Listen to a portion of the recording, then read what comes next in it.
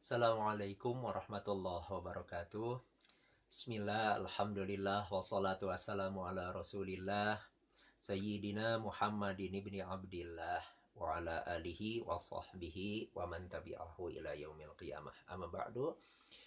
Sahabat-sahabat sekalian, kita lanjutkan kitab Takrib yang kita baca bersama ini pada pasal selanjutnya. Faslun, ini satu pasal, wasiwaku, dan bersiwak. Mustahabun adalah disunahkan fi kulli halin, pada setiap keadaan. Nah, pasal ini membahas berkaitan dengan bersiwak.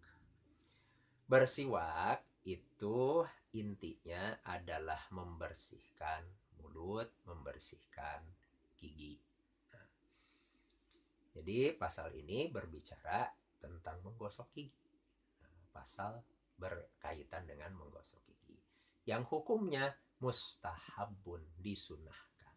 Fi kulli halin, pada setiap keadaan. Nah, berkaitan dengan bersiwak ini, di antara umat Islam ada perbedaan pandangan. Ada yang berpandangan bahwa berkaitan dengan siwak ini sunnah seperti pada zaman baginda Rasul, yaitu menggunakan kayu arok.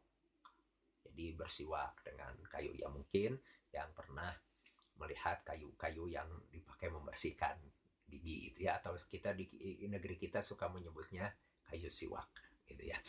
Nah, ada yang mengatakan ya sunnahnya namanya bersiwak itu yang menggunakan kayu arok itu, sebagaimana baginda Rasulullah Muhammad Sallallahu Alaihi Wasallam. Tapi sebagian umat Islam juga berpandangan lain. Nah, berpandangan seperti apa? Karena ini berkaitan dengan perkembangan peradaban manusia, maka kita tidak diharuskan untuk mengikuti secara secara eh, pas plok gitu ya dengan praktek masa zaman baginda Rasulullah Muhammad Sallallahu Alaihi Wasallam, tapi kita boleh mengikuti perkembangan peradaban manusia. Nah, berkaitan dengan pendapat yang ini, kaum muslimin yang memiliki pendapat ini berpandangan dalam bersiwak ini tidak harus menggunakan kayu arok, tapi boleh menggunakan alat-alat yang lain sesuai dengan perkembangan peradaban manusia. Hari ini kita membersihkan mulut, membersihkan gigi, itu dengan sikat gigi, pakai odol, ya sudah. Nah, kita mengikuti perkembangan peradaban manusia, sunat membersihkan gigi, yang itu hukum bersiwak, itu dengan menggunakan sikat gigi, dengan menggunakan odol. Tidak harus menjadi sunat itu kalau menggunakan kayu siwak. Gitu. Tapi boleh tetap sunatnya ketika menggunakan sikat gigi maupun odol. Nah, bagaimana kita menyikapi perbedaan ini? Ya, ini kembali kepada diri pribadi kita masing-masing. Apakah kita akan mengikuti pendapat orang-orang yang tidak menerima adanya perubahan berkaitan dengan perkembangan peradaban manusia, sehingga tetap segala sesuatu harus ceples seperti peradaban di zaman baginda Nabi? Atau kita akan mengikuti pendapat orang-orang yang mengatakan dalam hal yang berkaitan dengan peradaban manusia, maka kita boleh mengikuti perkembangan peradaban yang ada dan tetap mendapatkan hukum yang sama sesuai dengan makna-makna prinsip-prinsip yang sama. Maka kalau kita mengikuti pendapat yang harus ceples seperti zaman baginda Nabi, ya sudah, yang sunnah itu menggunakan kayu arok. Tapi kalau kita mengikuti pendapat bahwa ya ada berkaitan dengan peradaban manusia, ya kita mengikuti perkembangan peradaban saja. Zaman baginda Nabi peradabannya menggunakan kayu arok. Sekarang peradabannya menggunakan sikat gigi dan odol. Ya sudah, kita pakai sikat gigi dan odol itu saja. Mangga, silahkan. Kita akan mengikuti pendapat yang mana. Dan ini akan berkaitan dengan banyak hal dalam kehidupan kita. Apakah kita harus ceples betul seperti zaman baginda Nabi, atau yang berkaitan dengan peradaban manusia, itu kita boleh mengikuti laju perkembangan peradaban. Silahkan, pendapat yang mana yang kemudian diambil. Sahabat-sahabat sekalian, kita lanjutkan.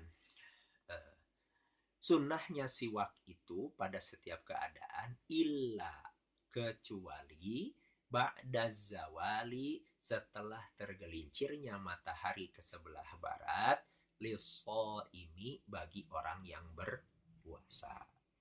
Jadi setiap keadaan, setiap situasi orang sunnah untuk bersiwak kecuali untuk orang-orang yang berpuasa setelah lewat waktu zuhur, setelah matahari tergelincir ke arah sebelah barat. Nah, kalau sudah matahari sudah tergelincir ke arah sebelah barat, bagi orang-orang yang berpuasa, bersiwaknya tidak lagi sunnah, tapi berubah menjadi makruh. Nah, ini.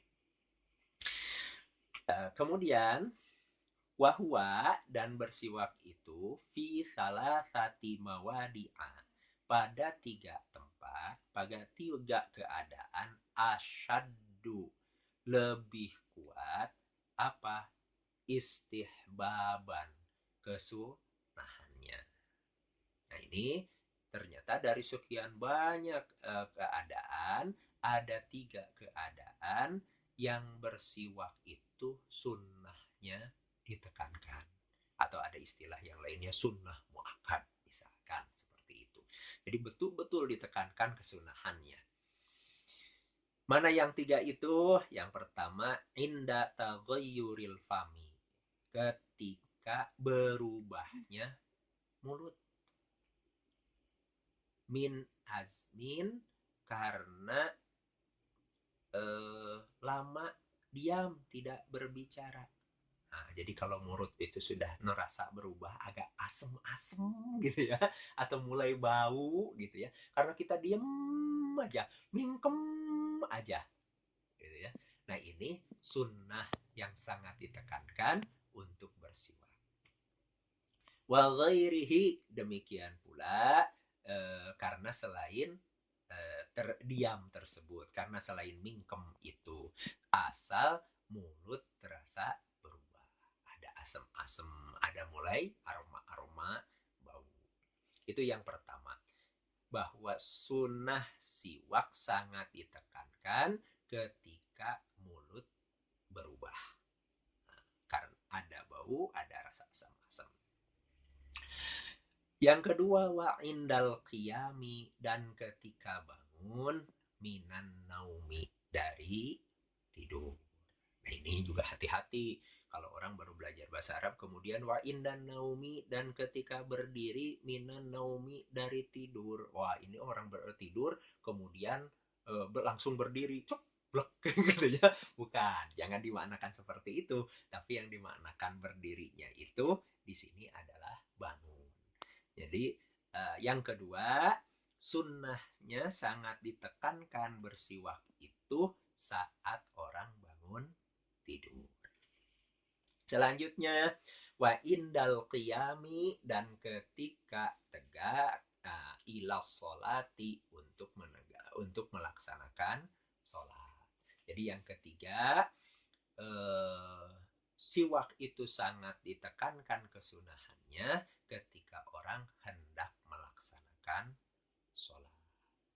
Ini kalau kita merujuk kepada hadisnya, baginda Rasulullah Muhammad SAW itu sampai menyampaikan, laula an asyukko ala ummati, kalaulah tidak akan memberatkan kepada umatku, la amartuhum bisiwaki, maka aku pasti akan memerintahkan bersiwak inda kulli sholatin, pada ketika setiap sholat.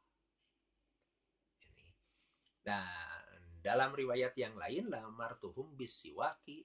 Nah, itu ma'akulli wudu'in, beserta setiap wudu.